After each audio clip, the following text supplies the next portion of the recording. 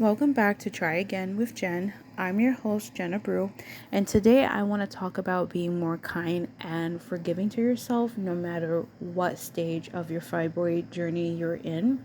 A quick disclaimer, I am not a medical professional. This podcast is just sharing my personal experience with fibroids. Please always consult with a qualified healthcare provider for all your medical questions, treatments, and diagnosis. So let's dive in. So the previous episode, I talked about, my doctor's approach with wait and see. And as I was reflecting on that experience, I did have to re-record several times because as I was sharing my experience, I was very harsh on myself. I called myself stupid several times because I was really mad at my younger self. When I took a step back and talked about it in my therapy session, my therapist did point out, I had moments where even though I'm on the other side of my journey, I'm still grieving. There are moments where it's still painful to recollect and take a minute. And I did think about how important it is to be kinder to ourselves, no matter where you are in your journey. And I also wanted to reiterate how important it is to have support. You cannot do this alone. And just a quick disclaimer as well, the next few episodes are going to get kind of morbid and dark because I was in a very dark place emotionally, mentally, spiritually, because my health was just going downhill because of the fibroids. And at the time, I didn't have all the support that I had now and that I needed. It was still a trial and error for me, like figuring out what worked for me and trying to make decisions that I thought was best for me, trying to find the best care that I needed as I was trying to, get through this, get through day by day. It was literally just trying to figure things out. I didn't have any guide. I had no blueprint, what to do, what to expect, who was going to help me, who was listening. And at the time, I wasn't leaning towards my faith. I did have some support, as I've mentioned before. I had gone to therapy. I had my loved ones, and I had a few friends who were very supportive at the time. But I had really dark moments, unfortunately, during my fibroid journey before I got surgery. And I just thought before I share with you ladies, what that looked like month by month, year to year, leading up to my fibroid removal surgery, I think it's very important that I come forward and reiterate how important it is to have support. To please don't do this journey alone. Whether you have faith in God or not, if you have a community, someone you can lean to that you trust, someone that you love that's there for you, please do so. Don't do this alone. You can't do this alone. As I mentioned when I was sharing that experience about Dr. Blue and, all the other doctors, that their approach was wait and see. And even though the reports kept coming back, fibroids, I wasn't given a one size fit all type of solution or like a clear cut solution of my problem. It just felt like each year that went by, it just felt like things were getting worse and worse. And I was really angry I still have my moments. I'm still angry at my younger self because, now that I'm older, I lived through it. The really harsh hardship of that journey. Like, I wish I could save my younger self that pain, that destruction, mentally, emotionally, and spiritually, and even physically, what that felt like going through it. And that's why I was so mean to myself. I was talking down to myself, and that's not going to help anyone. Even though that's the truth, how I feel, that's not going to help my mental health. And it's just a reminder that there's moments, ladies, that even maybe you're on the other side of your journey.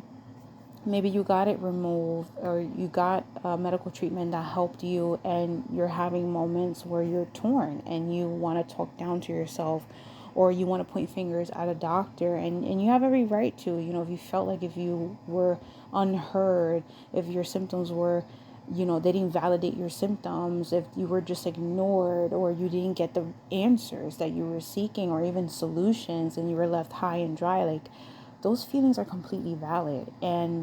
But I think it's very important to take a step back and be kind and compassionate to yourself, because I want you to remember everything that you're doing the best that you can with what you have. Let's be frank, I don't know your situation about insurance. Does your insurance cover these procedures or tests? Or were you going through what I went through, where I feel like doctors were not listening to me? Like, sure, they gave me the diagnosis and the report, but all I kept getting was, let's wait and see, or change your diet, or lose weight. And I was doing those things and I was trying to, and the fibroids just kept getting bigger. So it just still felt like it was outside of my control. And I'm doing everything I should. Like, I kept doing all the ultrasounds they were requesting for me to do, and I wasn't seeing changes, and my symptoms were getting worse and worse. I remember how bad the bleeding was, that literally my life revolved around it, to the point I didn't have a life. And that's where I hold a lot of guilt, frustration, and pain, and anger towards my younger self, saying like, I wish I advocated for myself more. And I have to remind myself that, again, I did the best that I could with what I had. I didn't have a lot of resources, in the sense of like the doctor care. Sure, I could have done more research. I felt like that was on me. Like my younger self, I wish I advocated more, but I can't sit here with could have, should have, would have. We can't do that. That's not helping. That's not helping me, my mental health, and that's not gonna help you in your mental health. That's just gonna make it hard. And I think it's very important to show yourself grace. And for me, what that looked like was to lean onto my community, which was my loved ones. And in my faith, I believe in God. That's what helped me get through it. Now, it didn't make it any easier, as I reiterate. The next few episodes, they're gonna be dark. I did have a lot of hard times mentally and emotionally going through this, to be frank.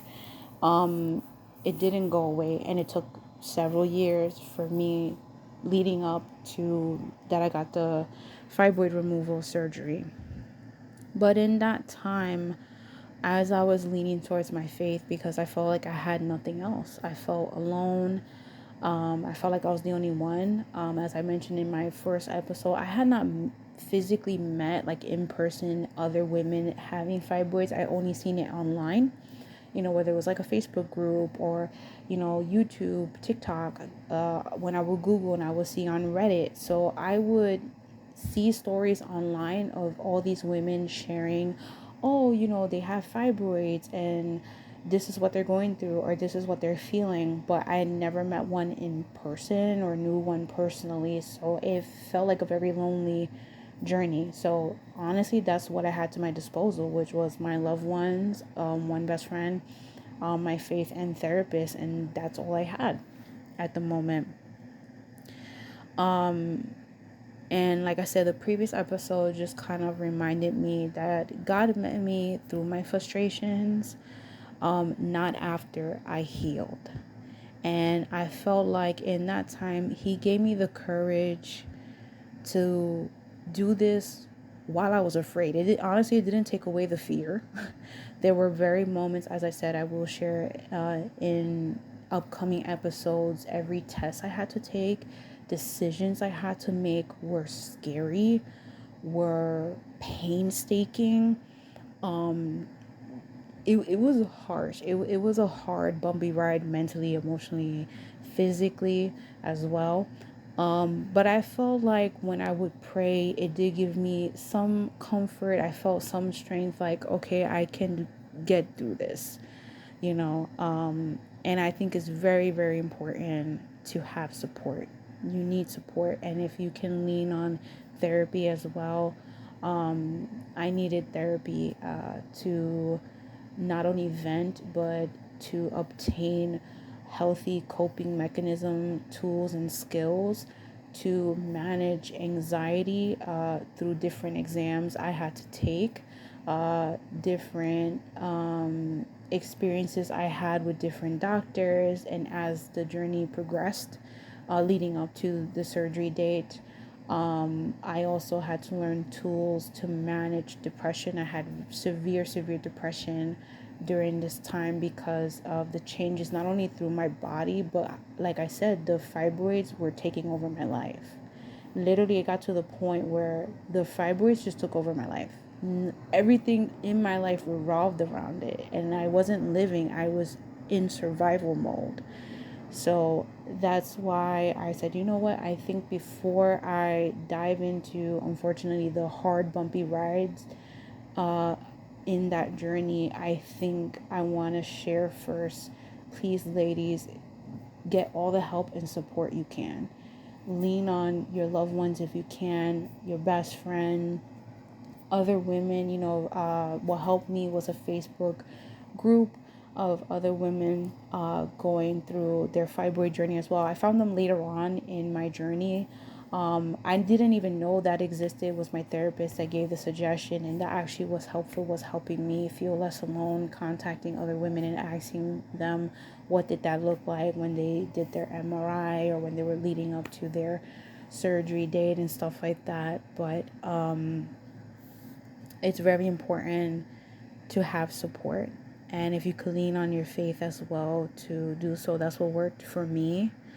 I think of it as the serenity prayer. That was my go-to the whole time. If you don't know it, this is like the short version of it, which is, God, grant me the serenity to accept the things I cannot change, the courage to change the things I can, and the wisdom to know the difference.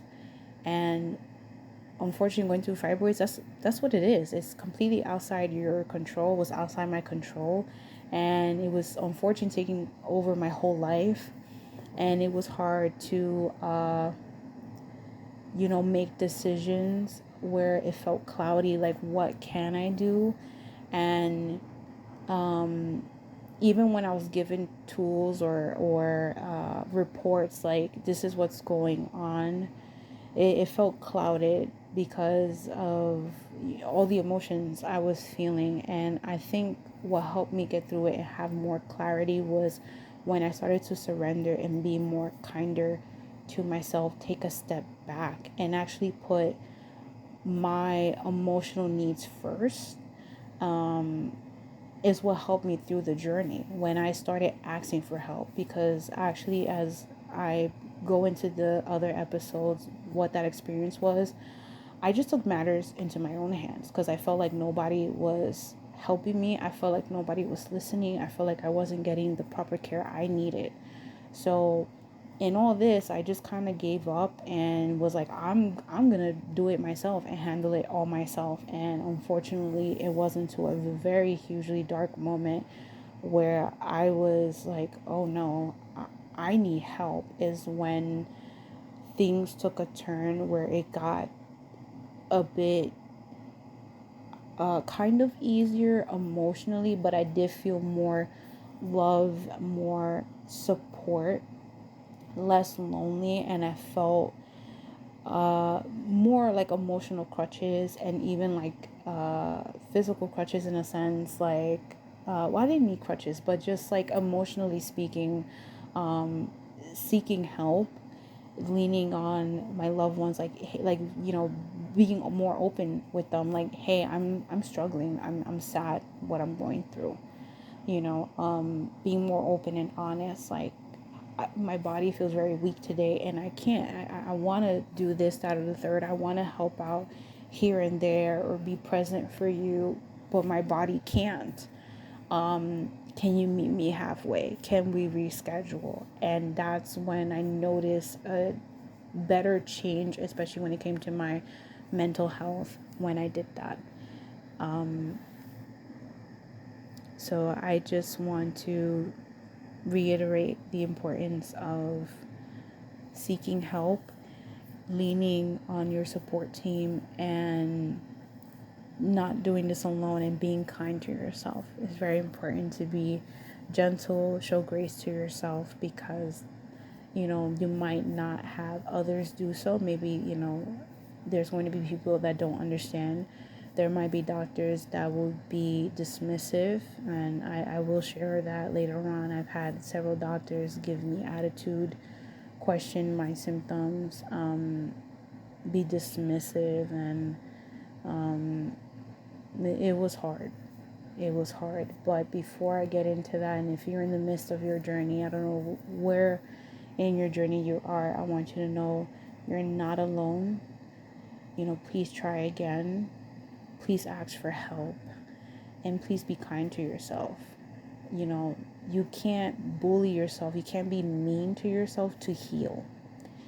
And even when you reflect back, like, oh, I should have done this, that, or the third, or I could have done better, I could have done more, I want you to remind yourself you're doing the best that you can, with your physical and mental capabilities, and also with the resources that you have presented to you. And if you can't push more, if you don't have certain resources, please don't be mean to yourself. You're doing the best that you can, and that's enough. I know, I wish there could be more, and there should be more. I agree, there should be more help, there should be more preventative care, there should be more advocacy. But I really want to reiterate, ladies, to please be kind to yourself. That's the most important thing during this journey, and I felt like that's what God has showed me, and that's what helped me through it. Again, thank you so much for giving me the space to share my experience. If this resonated with you, if there's any, questions you have about my journey, or you want to share your fibroid journey, you can reach me at tryagainwithjen.podcast at gmail.com. Thank you for listening, and again, we will try again together.